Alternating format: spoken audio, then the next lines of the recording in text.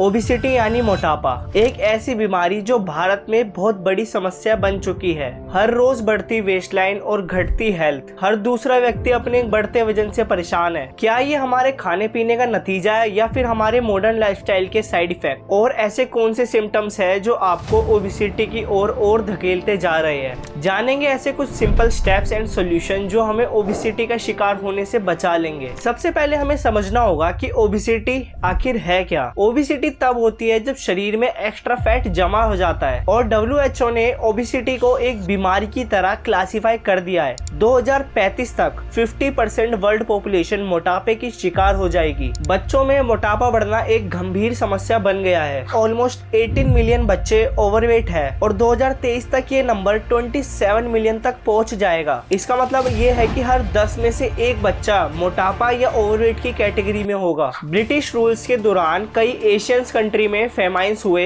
जिससे लोगों के जेनेटिक्स पर एक गहरा असर पड़ा। उनकी बॉडी ने ज्यादा फैट स्टोर करना शुरू कर दिया ताकि फ्यूचर में किसी भूखमरी की सिचुएशन से निपट सके। आज भूखमरी तो नहीं आएगी, लेकिन फास्ट फूड खाने की वजह से हमारी बॉडी अभी भी फैट स्टोर कर रही है जिससे हम स्किनी फैट होते जा रहे हैं। भारत में अक्सर माना जाता है कि अगर बच्चा मोटा है तो वह हेल्दी है और पतला है तो वह कमजोर। इस गलतफहमी और डाइट नॉलेज की कमी के कारण पेरेंट्स बच्चों को ओवरफीड कर रहे हैं। हमारे खाने में कार्ब्स की क्वांटिटी बहुत ज्यादा होती है जबकि प्रोटीन और फाइबर्स की मात्रा बहुत ज्यादा कम। साथ ही पेरेंट्स इस डर से अपने बच्चों को बाहर खेलने नहीं देते कि उन्हें चोट लग जाएगी, जिससे उनकी फिजिकल एक्टिविटी घट जाती है। यह डाइट और लाइफस्टाइल धीरे धीरे बच्चों में ओबिसिटी का कारण बनता जा रहा है। भारत में ओबिसिटी तेजी से बढ़ रही है, स्पेशली पंजाब, तमिलनाडु, केरल और हिमाचल प्रदेश में, जहां इसका रेट सबसे ज्यादा है। कैंसर, मेंटल हेल्थ, कोविड और स्ट्रेस के बाद 5वीं सबसे बड़ी हेल्थ प्रॉब्लम है ओबिसिटी और दिन ब दिन ये प्रॉब्लम बढ़ती जा रही है। ओबिसिटी को मेजर करने का एक तरीका है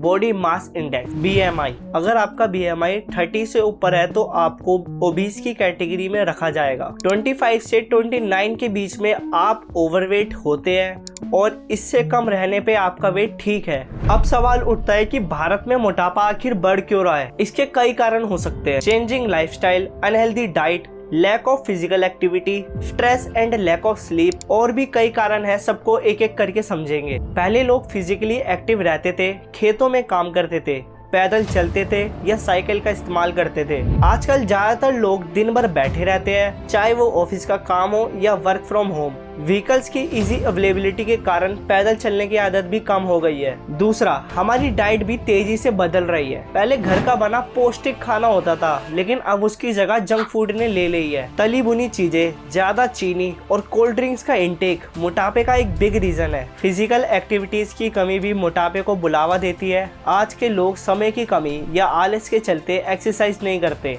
और इसी से शरीर इनएक्टिव हो जाता है और वजन बढ़ने लगता है। आज की बिजी लाइफस्टाइल में स्ट्रेस और नींद की कमी मोटापे को बढ़ा रही है। अकॉर्डिंग टू सर्वे, भारत में 50% से ज्यादा लोग स्ट्रेस और नींद की कमी से जूझ रहे हैं। स्ट्रेस के समय हम जंक फूड की ओर अट्रैक्ट होते हैं और नींद की कमी से भूख को कंट्रोल करने वाले हार्मोन्स अफेक्ट होते हैं, जिससे हम ज्यादा और अनहेल्दी खाना खाते हैं। इन सब रीजंस के अलावा भी और भी कई रीजंस हैं जो फीमेल में ओबिसिटी का मेन कारण बनते हैं। प्रेगनेंसी के बाद ओबिसिटी के मेन रीजंस में हार्मोनल चेंजेस, लाइफस्टाइल चेंजेस और इंक्रीज्ड कैलोरी इंटेक शामिल है। न्यू मदर्स में लैक ऑफ स्लीप, स्ट्रेस और रिड्यूस्ड फिजिकल एक्टिविटी वजन बढ़ाने में कंट्रीब्यूशन देते हैं। ब्रेस्ट फीडिंग के दौरान भूख बढ़ना और इमोशनल ईटिंग भी एक मुख्य कारण हो सकता है ओबेसिटी बढ़ने का। अब तुम कहोगे इमोशनल ईटिंग? अरे यूं का होगा इमोशनल ईटिंग? मैं हूं ना, मैं बताऊंगा आपको। इमोशनल ईटिंग तब होता है जब लोग स्ट्रेस, सैडनेस या टेंशन जैसी फीलिंग से निपटने के लिए बिना भूख के खाना खाते हैं। और ज्यादातर केसेस में यही देखा गया है कि लोग अपनी भूख मिटाने के लिए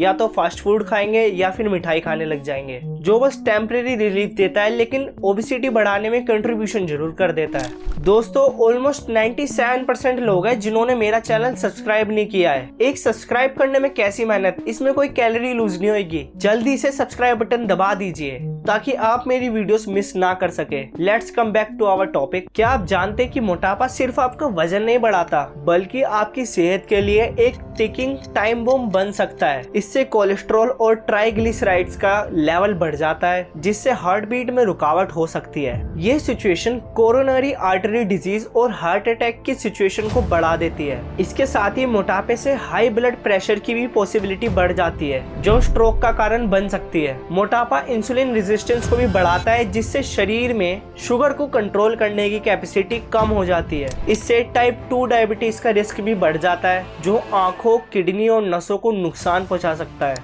मोटापा शरीर के जोड़ों खासकर नीज, हिप्स एंड स्पाइंस पर प्रेशर डालता है जिससे ओस्टियोआर्थराइटिस का रिस्क बढ़ जाता है जिससे चलने फिरने में डिफिकल्टी हो सकती है। वजन के कारण सोशल और पर्सनल लाइफ में डिससैटिस्फैक्शन बढ़ता है जिससे मेंटल हेल्थ पर एक नेगेटिव इफेक्ट होता है। रिसर्चर्स बताते हैं कि मोटापा कुछ टाइप के कैंसर जैसे कि ब्रेस्ट कैंसर, कोलन कैंसर और एंडोमेट्रियल कैंसर का रिस्क बढ़ा सकता है। दोस्तों, आप कह रहे होंगे कि इतनी देर से मैं आपको डराए जा रहा हूँ उसके नेगेटिव इफेक्ट्स बता के, लेकिन चिंता करने की बात नहीं है। हम ओबेसिटी से लड़ सकते हैं। इसके लिए हमें कुछ हैबिट्स बदलनी होगी और ये हैबिट्स बिल्कुल भी मुश्किल नहीं है, बस आपके अंदर स्ट्रॉन्ग डिटर्मिनेशन होनी चाहिए। सबसे पहला स्टेप है हेल्दी डाइट। आपको जंक फूड, शुगरी ड्रिंक्स और प्रोसेस्ड फूड से एकदम दूर रहना है। हाई प्रोटीन और लो कार्ब डाइट मोटापा कंट्रोल करने में बहुत ज्यादा हेल्प करती है। ओबेसिटी को कंट्रोल करने के लिए दूसरा इंपॉर्टेंट स्टेप है रेगुलर फिजिकल एक्टिविटी। हर दिन कम से कम 30 मिनट ही अपनी एक्सरसाइज को दीजिए। जरूरी नहीं है पहले दिन ही आप जिम जाके ज्वाइन कर लो। आप वॉकिंग, रनिंग या योगा जैसी एक्सरसाइज से शुरुआत कर सकते हैं। ये ना सिर्फ आपकी कैलोरीज को बर्न करेंगे बल्कि आपके मेटाबॉलिज्म को भी फास्ट करेंगे। खाने की क्वांटिटी पर भी ध्यान देना बहुत जरूरी है। पोर्शन कंट्रोल से आप ज्यादा खाने से बच सकते हैं। छोटी प्लेट्स का यूज करें और धीरे धीरे खाएं ताकि आपका शरीर टाइम पर सिग्नल भेज सके कि आप फुल हो चुके हैं। दिन में 8 से 10 गिलास पानी पिए। हाइड्रेशन आपकी मेटाबॉलिज्म को इम्प्रूव करता है और खाने की क्रेविंग्स को कम करता है। प्रॉपर स्लीप और स्ट्रेस मैनेजमेंट भी आपके मोटापे को कंट्रोल करने में एक इम्पोर्टेंट रोल प्ले करते हैं। कम से कम 7 से 8 घंटे की नींद ले और मेडिटेशन या डीप ब्रीथिंग से अपने स्ट्रेस को मैनेज करें। मोटापा एक गंभीर समस्या जरूर है, लेकिन हम थोड़ी सी जागरूकता दिखाए और अपनी लाइफ में थोड़े से भी पॉजिटिव चेंजेस लाए तो हम इसे रोक सकते हैं। याद रखें, हेल्दी रहना ही सबसे बड़ी दौलत है and consistency is the key to success.